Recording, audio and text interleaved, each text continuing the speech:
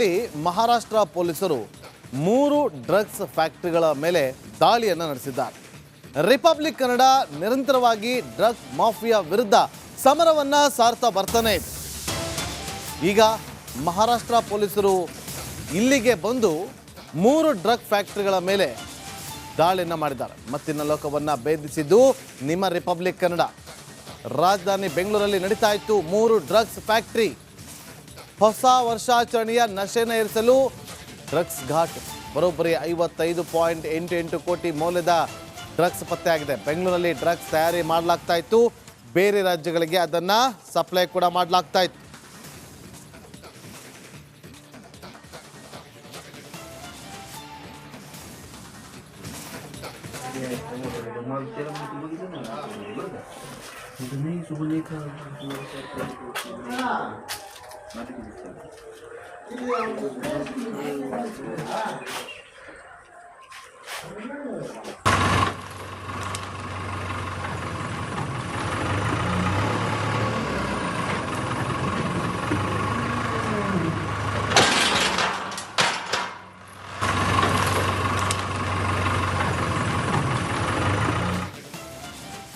ಬೆಂಗಳೂರಿನ 3 ಮೂಲೆಯಲ್ಲೂ ಕೂಡ ಈ ಡ್ರಗ್ ಫ್ಯಾಕ್ಟರಿಯಲ್ಲಿ ಡ್ರಗ್ಸ್ ಅನ್ನ ಸಿದ್ಧಪಡಿಸಲಾಗ್ತಾ ಇತ್ತು, ಡ್ರಗ್ಸ್ ಅನ್ನ ತಯಾರು ಮಾಡಲಾಗ್ತಾ ಇತ್ತು.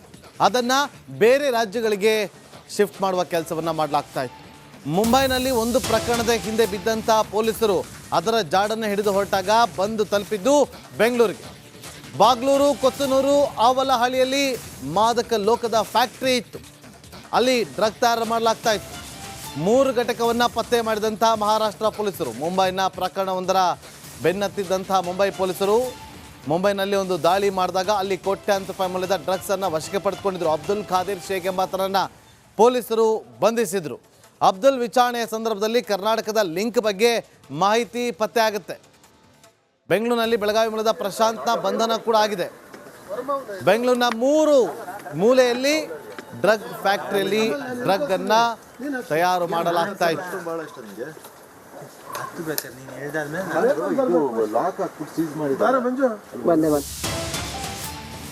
ಡಿಸೆಂಬರ್ 25-26ರಂದು ಮಹಾರಾಷ್ಟ್ರ ANTF ಕಾರ್ಯಾಚರಣೆ ನಡೆಸಿತ್ತು. ಆ ಸಂದರ್ಭದಲ್ಲಿ ರಾಜಸ್ಥಾನ ಮೂಲದ ಕಿಂಗ್ ಪಿನ್ಗಳಿಂದ ಡ್ರಗ್ ಫ್ಯಾಕ್ಟರಿ ಬಗ್ಗೆ ಮಾಹಿತಿ ಸಿಕ್ಕಿತ್ತು. ಇಡೀ ದಂಧೆ ಕಿಂಗ್ ಪಿನ್ಗಳು ಯೋಗಿರಾಜ್ ಮತ್ತು ನಯನ್ ಪವಾರ್ ಅನ್ನೋದು ಗೊತ್ತಾಗಿತ್ತು.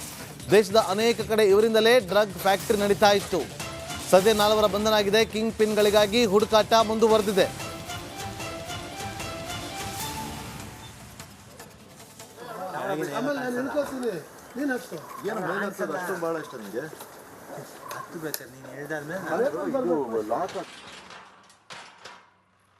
ಬೆಂಗಳೂರಿನಲ್ಲಿ ಸಿಕ್ಕಿರುವಂತಹ ಡ್ರಗ್ ಫ್ಯಾಕ್ಟರಿಯಲ್ಲಿ ಇದು ಕೂಡ ಒಂದು ಅಂತಾನೆ ಹೇಳ್ಬೋದಾಗಿದೆ. ಸಾಕಷ್ಟು ಒಂದು ಗೌಪ್ಯ ಸ್ಥಳದಲ್ಲಿ ಈ ಒಂದು ಫ್ಯಾಕ್ಟರಿ ಇದೆ ಅಂತಾನೆ ಹೇಳ್ಬೋದು. ನೀವು ನೋಡ್ತಾ ಇರಬಹುದು ಯಾವ ಮಟ್ಟಕ್ಕೆ ಅಂದರೆ ಈ ಒಂದು ಸೀಲನ್ನು ಮಾಡಿರುವಂತಹ ಒಂದು ದೃಶ್ಯಗಳನ್ನು ನೋಡ್ತಾ ಇರಬಹುದು. ಇದೇ ಒಂದು ಫ್ಯಾಕ್ಟರಿಯಲ್ಲಿ ಈ ಒಂದು ಡ್ರಗ್ ಪ್ರೊಡ್ಯೂಸ್ ಮಾಡ್ತಾ ಇದ್ರು ಅಂತ ಹೇಳಿ ಈಗಾಗಲೇ ತಿಳಿದು ಬರ್ತಾ ಇದೆ. ಮತ್ತು ಮಹಾರಾಷ್ಟ್ರ ಪೊಲೀಸರು ಈ ಒಂದು ಪ್ರದೇಶದಲ್ಲಿ ಅಂದರೆ ಈ ಒಂದು ಫ್ಯಾಕ್ಟರಿಗೆ ನುಗ್ಗಿ ಅಂದರೆ ಫ್ಯಾಕ್ಟರಿಗೆ ದಾಳಿಯನ್ನು ನಡೆಸಿ ಇಲ್ಲಿದ್ದಂತಹ ಒಂದಷ್ಟು ಡ್ರಗ್ ಮಾಡುವಂತಹ ಎಕ್ವಿಪ್ಮೆಂಟ್ಸ್ಗಳನ್ನು ಕೂಡ ಸೀಸ್ ಮಾಡಿದ್ದಾರೆ. ಮತ್ತು ಇಲ್ಲಿ ಬೃಹತ್ ಮಟ್ಟದಲ್ಲಿ ಡ್ರಗ್ಸ್ಗಳನ್ನು ಅಂದರೆ ಸಿಂಥೆಟಿಕ್ ಡ್ರಗ್ಗಳನ್ನು ಮ್ಯಾನುಫ್ಯಾಕ್ಚರ್ ಮಾಡ್ತಾ ಇದ್ರು ಅನ್ನುವಂತಹ ವಿಚಾರಗಳು ಕೂಡ ಈಗಾಗಲೇ ತಿಳಿದು ಬರ್ತಾ ಇರುವಂಥದ್ದು. ಈಗಾಗಲೇ ನೀವು ದೃಶ್ಯಗಳಲ್ಲಿ ನೋಡ್ತಾ ಇರಬಹುದು. ಮಾವಿನ ತೋಪಿನ ನಡುವೆ ಯಾರಿಗೂ ಕೂಡ ಗೊತ್ತಾಗದ ರೀತಿಯಲ್ಲಿ ಇವರು ಡ್ರಗ್ಗಳನ್ನು ಒಂದು ಪ್ರೊಡ್ಯೂಸ್ ಮಾಡ್ತಾ ಇದ್ರು. ಈ ಹಿನ್ನೆಲೆಯಲ್ಲಿ ಮಹಾರಾಷ್ಟ್ರ ಪೊಲೀಸರು ಏಕಾಏಕಿ ದಾಳಿಯನ್ನು ನಡೆಸಿದಂತಹ ಸಂದರ್ಭದಲ್ಲಿ ಇಲ್ಲಿ ಅಪಾರ ಪ್ರಮಾಣದ ಡ್ರಗ್ಗಳು ಕೂಡ ಸಿಕ್ಕಿದೆ ಮತ್ತು ಗೋಡನಲ್ಲಿಯೂ ಕೂಡ ಸಾಕಷ್ಟು ಡ್ರಗ್ಗಳು ಸಿಕ್ಕಿರುವಂಥದ್ದು. ಹೀಗಾಗಿ ಈ ಒಂದು ಹಿನ್ನೆಲೆಯಲ್ಲಿ ಅಂದರೆ ಇಂತಹ ಒಂದು ಗೌಪ್ಯವಾದಂತಹ ಒಂದು ಸ್ಥಳದಲ್ಲಿ ಈ ರೀತಿಯಾದಂತಹ ಡ್ರಗ್ ದಂಧೆಗಳನ್ನು ಮಾಡ್ತಾ ಇರುವಂಥದ್ದು ದುರಂತ ಅಂತಾನೆ ಹೇಳ್ಬೋದು. ಅದೇ ರೀತಿಯಾಗಿ ಇದೇ ಈ ಪ್ರದೇಶ ಏನಿದೆ ಈ ಪ್ರದೇಶದ ರೀತಿಯಲ್ಲಿ ಬೇರೆ ಕಡೆಯೂ ಕೂಡ ಒಂದು ಇನ್ನೂ 2 ಡ್ರಗ್ ಫ್ಯಾಕ್ಟ್ರಿಗಳೇನಿದೆ ಆ ಡ್ರಗ್ ಫ್ಯಾಕ್ಟ್ರಿಗಳನ್ನು ಮಾಡುವಂತಹ ಮುಖಾಂತರ ಇಲ್ಲಿದ್ದಂತಹ ಡ್ರಗ್ ಪ್ರೊಡ್ಯೂಸ್ ಮಾಡಿ ನಂತರ ಆ ಗೋಡನ್ಗೆ ಆ ಡ್ರಗ್ಗನ್ನು ಇಟ್ಟು ನಂತರ ಅಲ್ಲಿಂದ ಬೇರೆ ಕಡೆ ಅಂದರೆ ಬೇರೆ ರಾಜ್ಯಗಳಿಗೆ ರಫ್ತು ಮಾಡುವಂತಹ ಒಂದು ಕೆಲಸಗಳನ್ನು ಕೂಡ ಮಾಡ್ತಾರೆ. ಹೀಗಾಗಿ ಇಂತಹ ಒಂದು ಫ್ಯಾಕ್ಟರಿಗಳು ಮತ್ತಷ್ಟು ನಗರದಲ್ಲಿ ಇರುವಂತಹ ಸಾಧ್ಯತೆ ಹಿನ್ನೆಲೆಯಲ್ಲಿ ಈಗ ಪೊಲೀಸರು, ನಗರ ಪೊಲೀಸರು ಮತ್ತು ಮಹಾರಾಷ್ಟ್ರ ಪೊಲೀಸರು ಸರ್ಚಿಂಗ್ ಅನ್ನು ಮಾಡುವಂತಹ ಕೆಲಸಗಳನ್ನು ಕೂಡ ಮಾಡ್ತಾ ಇದ್ದಾರೆ. ಇವರ ಹಿಂದೆ ಅಂದರೆ ಇರುವಂತಹ ಒಂದು ಜಾಲಗಳೇನು ಮತ್ತು ಯಾರ್ಯಾರು ಇದರಲ್ಲಿ ಇನ್ವಾಲ್ವ್ ಆಗಿದ್ದಾರೆ ಅದೆಲ್ಲದರ ಡೀಟೇಲ್ಸ್ಗಳನ್ನು ಕಲೆ ಹಾಕೋದಕ್ಕೆ ಈಗಾಗಲೇ ಮಹಾರಾಷ್ಟ್ರ ಪೊಲೀಸರು ಒಂದು ವಿಶೇಷ ತಂಡವನ್ನು ರಚನೆ ಮಾಡಿ ಒಂದು ತನಿಖೆಯನ್ನು ಮುಂದುವರಿಸಿದ್ದಾರೆ. ಕ್ಯಾಮ್ರಾಮನ್ ಮಂಜು ಜೊತೆ ಅಭಿಷೇಕ್ ಜಯಶಂಕರ್, ರಿಪಬ್ಲಿಕ್ ಕನ್ನಡ.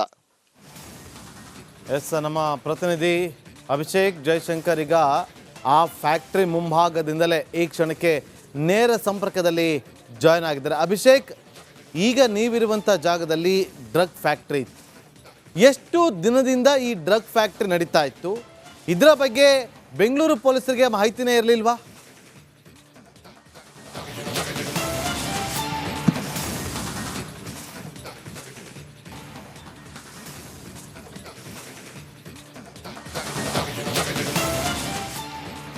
ಎಸ್ ನಾಗೇಂದ್ರ ಬಾಬು, ಅಂತಹ ಒಂದು ಪ್ರಶ್ನೆ ಈಗ ಉದ್ಭವ ಆಗಿರುವಂಥದ್ದು. ಯಾಕಂದರೆ ಕೊತ್ತನೂರು ಪೊಲೀಸ್ ಠಾಣಾ ವ್ಯಾಪ್ತಿಯಲ್ಲಿ ಈ ಒಂದು ಗೊಲ್ಲಹಳ್ಳಿ ಅನ್ನುವಂತಹ ಗ್ರಾಮದಲ್ಲಿ ಅದು ಕೂಡ ಎಷ್ಟರ ಮಟ್ಟಿಗೆ ಗೌಪ್ಯ ಅಂತ ಹೇಳಿದ್ರೆ ಇಲ್ಲಿ ಯಾರಿಗೂ ಕೂಡ ಗೊತ್ತಾಗದ ರೀತಿಯಲ್ಲಿ ಮಾವಿನ ತೋಪು ಏನಿದೆ ಅದರ ಮಧ್ಯ ಈ ಒಂದು ಗೋಡಾನನ್ನು ಕಟ್ಟಿರುವಂಥದ್ದು. ಅಂದರೆ ಇಲ್ಲಿ ಯಾರಿಗೂ ಕೂಡ ಬರೋದಕ್ಕೆ ಅಂದರೆ ಹೆಚ್ಚಿನ ಓಡಾಟ ಕೂಡ ಇರೋದಿಲ್ಲ.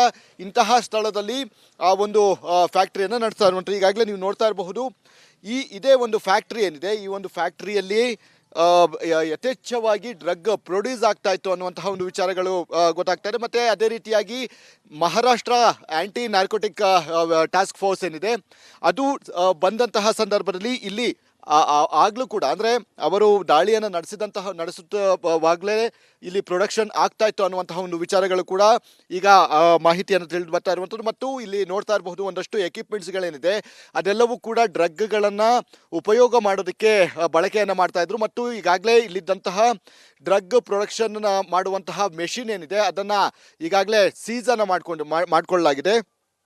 ಅಂದರೆ ಮುಂಬೈ ಪೊಲೀಸರು ಇಲ್ಲಿಗೆ ಬಂದು ಒಂದು ದಾಳಿಯನ್ನು ನಡೆಸಿ ಸೀಸನ್ನು ಮಾಡ್ತಾರೆ. ಅಂದರೆ ಮಾದಕ ವಸ್ತುಗಳನ್ನು ಸೀಸ್ ಮಾಡುವಷ್ಟರಲ್ಲಿ ಅಂದರೆ ಇಲ್ಲಿನ ಪೊಲೀಸರಿಗೆ, ಅಂದರೆ ಕೊತ್ತನೂರು ಪೊಲೀಸರಿಗೆ, ಸ್ಥಳೀಯ ಪೊಲೀಸರಿಗೆ ಯಾವುದೇ ರೀತಿಯಾದಂತಹ ಮಾಹಿತಿ ಇರಲಿಲ್ವ ಅನ್ನುವಂತಹ ಪ್ರಶ್ನೆಗಳು ಕೂಡ ಈಗಾಗಲೇ ಕೇಳಿ ಬರ್ತಾ ಇರುವಂಥದ್ದು. ಒಟ್ಟು 55 kg ಸಿಂಥೆಟಿಕ್ ಡ್ರಗ್ ಏನಿದೆ ಆ ಡ್ರಗ್ಗಳನ್ನು ಪ್ರೊಡ್ಯೂಸ್ ಮಾಡಲಾಗ್ತಾ ಇರುವಂಥದ್ದು. ಮತ್ತು ಆಲ್ರೆಡಿ ಪ್ರೊಡ್ಯೂಸ್ ಮಾಡಿದ್ರು, ಅದನ್ನು ಈಗಾಗಲೇ ಸೀಸ್ ಕೂಡ ಮಾಡಿದ್ದಾರೆ. ಅಂದರೆ ಹಲವು ವರ್ಷಗಳಿಂದ ಇದೇ ರೀತಿಯಾದಂತಹ ಡ್ರಗ್ ಪ್ರೊಡಕ್ಷನ್ ಮಾಡುವಂತಹ ಕೆಲಸಗಳನ್ನು ಕೂಡ ಮಾಡ್ತಾ ಇದ್ರು ಅಂತ ಹೇಳಿ ವಿಚಾರಣೆ ವೇಳೆ ಗೊತ್ತಾಗ್ತಾ ಇದೆ. ಮತ್ತು ರಾಜಸ್ಥಾನ ಮೂಲದ ಯೋಗರಾಜ್ ಮತ್ತೆ ಇನ್ನು ಉಳಿದಂತಹ ಆರೋಪಿಗಳೇನಿದ್ರೆ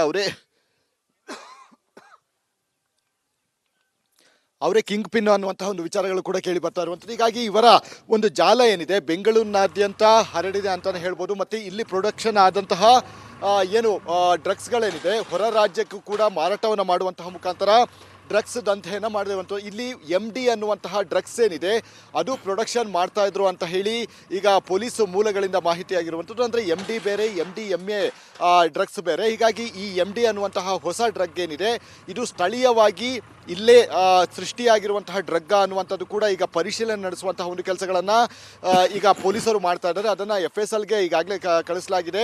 ಯಾವ ಮೆಟೀರಿಯಲ್ಗಳನ್ನು ಹಾಕಿ ಅದನ್ನು ಡ್ರಗ್ಗನ್ನು ಪ್ರೊಡ್ಯೂಸ್ ಮಾಡ್ತಾ ಇದ್ರು ಅನ್ನುವಂಥದ್ದು ಕೂಡ ಇಲ್ಲಿ ಪ್ರಶ್ನೆಯಾಗಿ ಮೂಡುತ್ತೆ. ಯಾಕಂದರೆ ಸಿಂಥೆಟಿಕ್ ಡ್ರಗ್ಗಳು ಬಹುತೇಕ ದೇಶದಲ್ಲಿ ಇದು ಮಾಡೋದಕ್ಕಾಗೋದಿಲ್ಲ, ಅಂದರೆ ತಯಾರು ಮಾಡೋದಕ್ಕೆ ಸಾಧ್ಯ ಆಗೋದಿಲ್ಲ. ಅದೆಲ್ಲವೂ ಕೂಡ ಡಾರ್ಕ್ ವೆಬ್ ಮುಖಾಂತರ ಅಥವಾ ಬೇರೆ ಇನ್ನಿತರ ಮಾರ್ಗಗಳ ಮುಖಾಂತರ ಇಲ್ಲಿಗೆ ನಗರಕ್ಕೆ ಬರಬೇಕು. ಹೀಗಾಗಿ ಇಲ್ಲಿ ಪ್ರೊಡ್ಯೂಸ್ ಆದಂತಹ ಡ್ರಗ್ ಯಾವ ಮಟ್ಟದ್ದು, ಯಾವ ಗುಣಮಟ್ಟದ್ದು ಮತ್ತು ಇದನ್ನ ಎಲ್ಲೆಲ್ಲಿ ಮಾರಾಟವನ್ನು ಮಾಡಲಾಗ್ತಾ ಇತ್ತು ಮತ್ತೆ ಇದರ ಹಿಂದೆ ಇರುವಂತಹ ಜಾಲ ಎಷ್ಟು, ಮತ್ತೆ ಇಲ್ಲಿಯವರೆಗೆ ಅಂದರೆ ಇವರು ಸದ್ಯದ ಮಟ್ಟಿಗೆ 1-1.5 ವರ್ಷದಿಂದ ಈ ಗೋಡನ್ ಅನ್ನ ಸೃಷ್ಟಿ ಮಾಡಿ ಇಲ್ಲಿ ಡ್ರಗ್ ಅನ್ನ ತಯಾರು ಮಾಡ್ತಾ ಇದ್ರು ಅನ್ನುವಂತಹ ವಿಚಾರಗಳನ್ನು ಹೇಳ್ತಾ ಇದ್ರು. ಈಗ ಅದರ ಬಗ್ಗೆ ಕೂಡ ಅಂದರೆ ಎಷ್ಟು ಡ್ರಗ್ ಅನ್ನ ಸೇಲ್ ಮಾಡಿದ್ರು ಅನ್ನುವಂಥ ವಿಚಾರಗಳನ್ನು ಕೂಡ ಮುಂದಿನ ಹಂತದಲ್ಲಿ ಗೊತ್ತಾಗಲಿದೆ.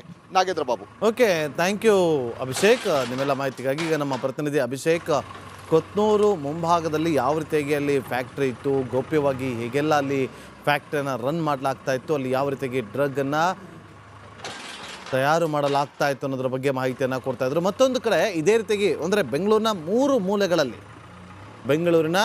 3 ಮೂಲೆಗಳಲ್ಲಿ ಡ್ರಗ್ ಫ್ಯಾಕ್ಟ್ರಿ ಇತ್ತು. ಅದರಲ್ಲಿ ಪ್ರಮುಖವಾಗಿ ಒಂದು ಕೊತ್ತನೂರು, ಮತ್ತೊಂದು ಕಡೆ ಬಾಗಲೂರು, ಇನ್ನೊಂದು ಕಡೆ ಆವಲಹಳ್ಳಿಯಲ್ಲಿ. ಇನ್ನು ಆವಲಹಳ್ಳಿಯಲ್ಲೂ ಕೂಡ ಒಂದು ಫ್ಯಾಕ್ಟ್ರಿ ಇತ್ತು. ಅಲ್ಲಿಂದಲೂ ಕೂಡ ನಮ್ಮ ಪ್ರತಿನಿಧಿ ಒಂದು ಪ್ರತ್ಯಕ್ಷ ವರದಿಯನ್ನು ಕೊಟ್ಟಿದ್ದಾರೆ, ನೋಡ್ಕೊಂಬನ್ನಿ.